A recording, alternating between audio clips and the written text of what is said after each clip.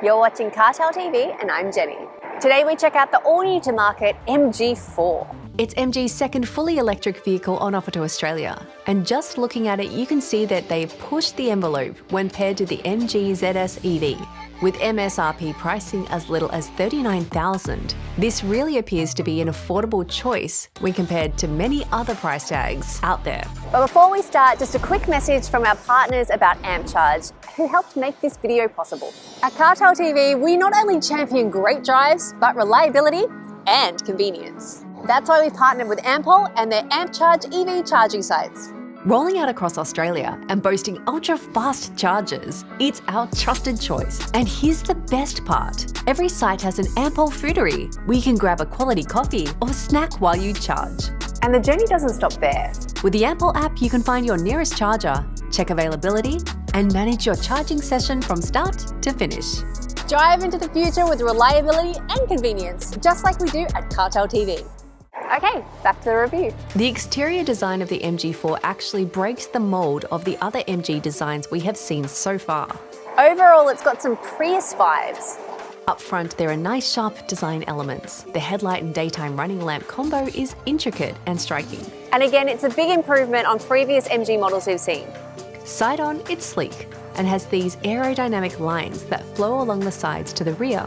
It's relatively low to the ground for a subcompact. And comes with either 17 or 8-inch alloys depending on the trim. The LED rear light design is that distinctive rear center light bar constellation design, and it evokes a modern and forward-thinking aesthetic. But we are seeing similar design characteristics in quite a few EVs now. It's a well-considered design that gives it a sporty demeanor that also optimizes airflow. Color options include volcano orange and dynamic red, and the more subtle Dover white and sterling silver. Now, when it comes to the drivetrain for the MG4, there's actually quite a few options, which means that you can get the power and the battery that best suits your needs. MG4 51 kWh Excite. They start with a standard range option that gives you a 51 kWh battery. This gets you up to 350 kilometers WLTP of range. It is 125 kilowatts of power and 250 Newton meters of torque, and it gets you from 0 to 100 in 7.7 seconds. Next, there's a 64 kilowatt-hour battery standard range option that comes in a choice of 2 trims, which because of features, affects range, but offers you around 450 kilometers WLTP for the 64 kilowatt-hour Excite and 435 kilometers for the 64 kilowatt-hour Essence. It produces 150 kilowatts of power and 250 Newton meters of torque, and there's a slightly improved 0 to 100 time of 7.2 seconds. The final and top offering is the 77 kilowatt-hour battery long range, which gives you up to 530 kilometers WLTP.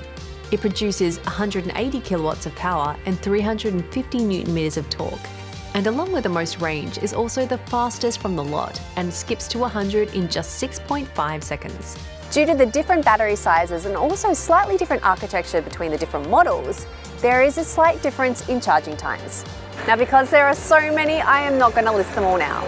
But I will tell you the fastest charge time at a 150 kilowatt public fast charger for each of them to get from 10 to 80%. The entry 51 kilowatt hour battery would charge at 88 kilowatts and a max of 37 minutes. The mid-level 64 kilowatt hour battery would charge at a max of 140 kilowatts and take just 28 minutes. And the largest 77 kilowatt hour battery would charge at a max of 144 kilowatts and take just 38 minutes. But remember, we're dealing with different battery sizes and charging speeds, so those are still pretty good times when it comes to a fast charge. The MG4 is rocking a rear-wheel drive setup, which basically means it's aiming for reasonably even weight distribution to keep handling and stability in check. This kind of setup, along with the different battery options, is trying to strike a chord with the everyday city driver and those looking for a bit more zip and fun off the roads, offering some flexibility in choosing a model that fits how you drive and what you need. So the steering feels very agile, and the steering wheel is this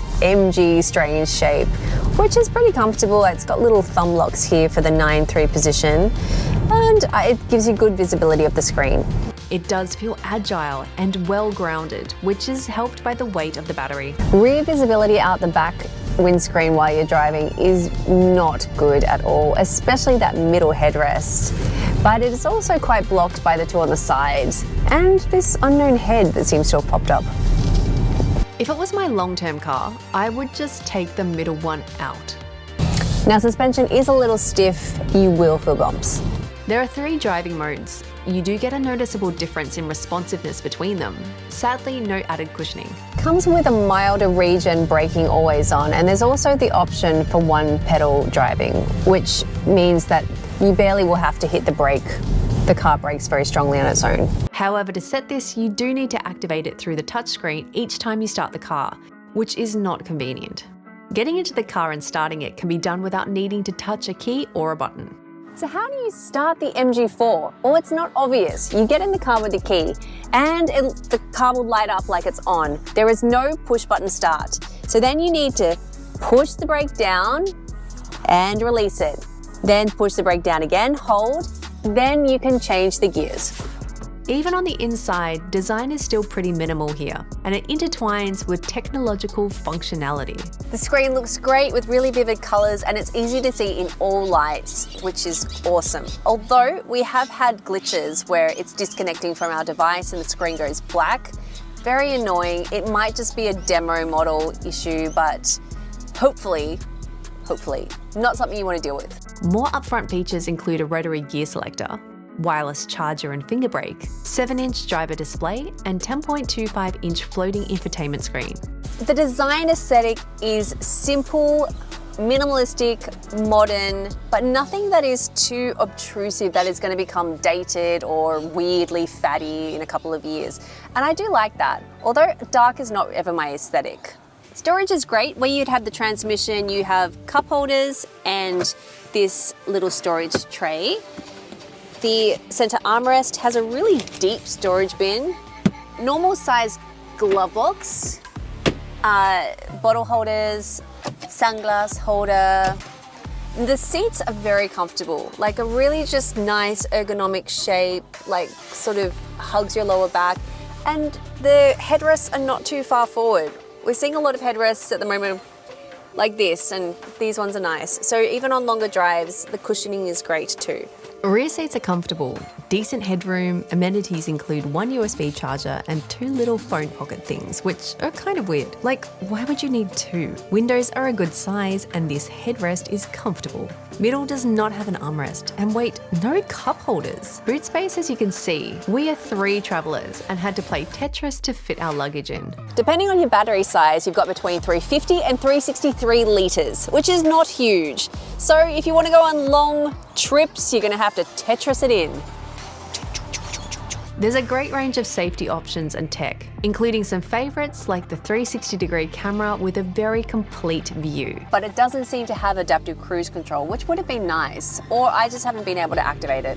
Pricing starts at $38,990 for an MG4 Excite with a 51 kilowatt-hour battery. The top trim Essence with the largest 77 kilowatt-hour battery will cost you $55,990. The MG4 EV is really throwing out a wide net to catch all kinds of customers with its great range of battery and range options. While there are still some refinement and software issues apparent, the MG4 is a clear improvement over previous models and really shows MG are proactively innovating and working to earn respect. Having spent several days with the MG4, I found it a really worthy contender for the EV buyer, having a great range of options for really specific needs. Thanks again for watching CarTell TV. So all you EV heads out there, there's so many new EVs on the market. What do you guys think? What are your favorites? What do you want us to check out next? What do you think of this one?